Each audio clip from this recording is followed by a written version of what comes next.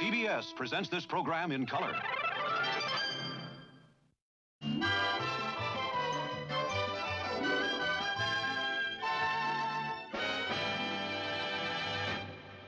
Hi, I'm Tony Maeda, and I'm here with one of the busiest actors in Hollywood today, Mr. Barry Livingston. Thank you so much for being here. Thank you. Talk about some of your memories of being on the Desi Lu lot, but also you have the distinction of being one of the three sons of Theodore J. Mooney, the first one. Oh, really? In fact, you were Arnold Mooney. Hi, Arnold. Come on, I want you to meet my mother. Mom, Arnold is a new boy in our class. Well, hi, Arnold. Jerry will be right with you as soon as I cut his hair. Come on. Arnold, would you like to take my place? Well, now you would be something of a challenge at that. Did you have any concept of who Lucille Ball was, or what it was like to be on the set of the Lucy show? Yeah, I mean, I was a huge fan of I Love Lucy, but I was under contract and working on My Three Sons, which is when I did the Lucy show. I was under contract playing Ernie Thompson, not Ernie Douglas. I was the friend next door, Chip's friend. I was flabbergasted that we were working on the same lot that Lucy. Even before I did the Lucy show, she had a golf cart. I knew where her offices were, and I was always riding my bike and things around, between scenes working on Sons. And she had always had a bandana, around her neck and a cigarette, and she'd be like on this golf cart, and she always kind of had her eye on me, and I'm sure she maybe knew me as an actor. And it would always be like, "Hi, Barry." And she gets like whipping by. I was like, oh, she knew my name. I heard she was quite a driver. She was hell on wheels. Oh, God, you get out of her way, It was, I realized it was like an ambulance. You pulled over on your bike, you'd see her coming, you just don't want to get hit. Would you like to have me cut your hair, Arnold? Do you give lollipops? Well, do you wiggle? No. I give lollipops. In one of the season 2 episodes, Lucy gets locked in the vault, where she gives you a interesting haircut. I do recall the haircut one, very vividly, because I don't think I'm giving anything away. I didn't have a head of hair quite that fabulous, and of course I don't at all anymore. But we had to put a wig on, and mainly because they were afraid we might not get it on the first take. It might take 2 or 3, so they had to have multiple wigs that she could do the shave and give me the mohawk. And I remember her standing really in front of me, so that when she stepped aside, you saw this huge mohawk. It was very effective. The audience went crazy. So hanging out on a Desi Lu lot with Jimmy Garrett and Ralph Hart. What did a 10-year-old do? What did you? I mean, because you weren't working all the time. I mean, there was school, but there had to be some recreation. I can't tell you what we did. It's top secret. We actually, we band together. Occasionally, you were both, you weren't working, so you're bored silly half the time.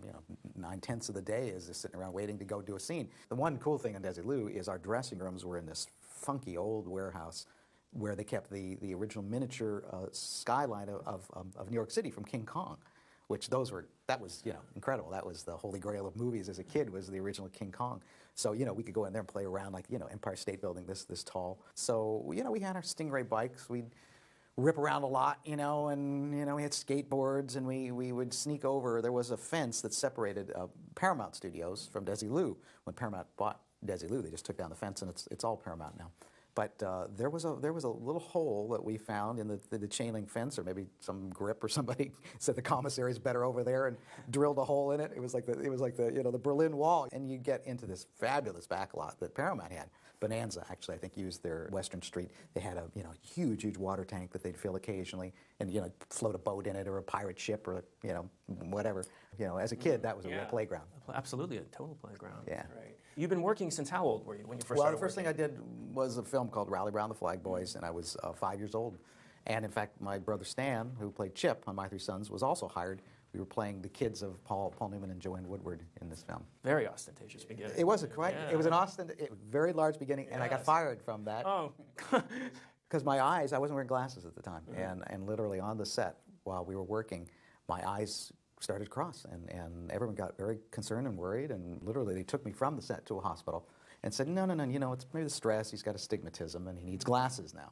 So the producers said, well, we hired him, and we didn't see Paul Newman's kid, being this goofy, nerdy wasn't even a term then, but they said they didn't want him wearing glasses. He shouldn't be wearing glasses, so we're going to have to let him go. Well, you really made those glasses work for you, though, didn't you? I mean, they were part of your persona later on in My Three Sons. It became sort of my signature thing in that era, that there were the prototype kid, child actor of that, was more like my brother Stan, who was blonde-haired, blue-eyed, perfect little kid. And I had like a Chinese bowl cut, You know, his big glasses, buck teeth. I was a prototype nerd. Do you remember how you came to get the role on My? You know, obviously your brother was on My Three Sons. Yeah, I was working on another show, a series called The Adventures of Ozzie and Harriet, and Stan was actually on that show prior to My Three Sons. When he got hired on My Three Sons, the Nelson family decided to just put me into his slot as the boy next door, the kid that Ozzie would take to the malt shop.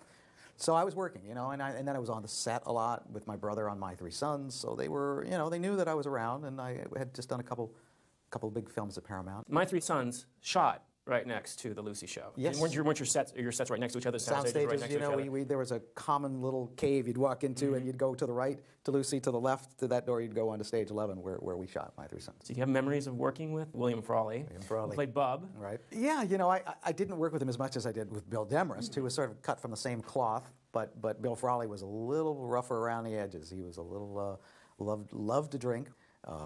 You know, learned every four-letter word from Bill Frawley, and he used them, you know, quite eloquently. We would go to lunch with Bill, and the production managers would be, you know, fearful he would never return to come back to do the afternoon shoot. So they knew the only ones who could get him back to the soundstage were my brother and I. We go, Uncle Bill, come on, we gotta go, we gotta get some, you know, 1 o'clock, we go back to work. Oh, all right, you know. So we would drag him back to work every day, but he, you know, he was this funny guy, you know, and he was a sweet guy. Bill Frawley would remember little things, like he'd see my brother Stan was very into the surfing craze, and on his birthday he'd bring him a surfboard, you know? I mean, real thoughtful little things that you would think would escape a guy like that, but it didn't. Well, now I got to ask you, Barry, about Bill Frawley and Vivian Vance. Yeah, well. You know, the rumors out there for years. What, from your viewpoint, what was their relationship really like? I mean, they had stopped working together, so, but they were still working Oh, next no, they to were each side other. by side. There was still So there was bad no escaping feelings. each other. No, in fact, when we would come back from lunch, the plan would always be we would go for a couple weeks accumulating these big old tin round film cans. And it was one of Bill's great joys to go, okay, you know, today's the day, guys, go get the cans. You know, we'd go, and of course the soundstage doors were right next to each other. And we'd come back, and Bill would open up the door, and we'd wait, and we'd stand there, and Stan and I would be holding these cans, and we'd listen and listen, because you could hear the voices from their rehearsal on their stage. And as soon as he'd hear Vivian doing kind of thing, he goes, okay, throw them! And he'd take them, go, boom, like this, throw these cans in, and when these things would hit, it would be like a bomb going off. It would be like, bang, boom, bang, boom. Yeah, and then you go, okay, come on, let's get the hell out of here. You know, and then we'd like run back onto our soundstage. And, you know. Did she ever catch on? Did she ever notice that Bill Frawley? I don't think so. You did a lot of dramatic work when you were at Desi Lit too. Yeah. I mean, you were quite versatile. You were doing comedy and I still am drama. quite versatile. Well, that's true, and you're still working, so we are so appreciative of you taking time out of your schedule to come and sit and talk with us and reminisce a little bit about your memories of working with the one and only Lucille Ball. Lucille Ball. And Vivian Vance. So thanks very much for being here. My pleasure. Thank you.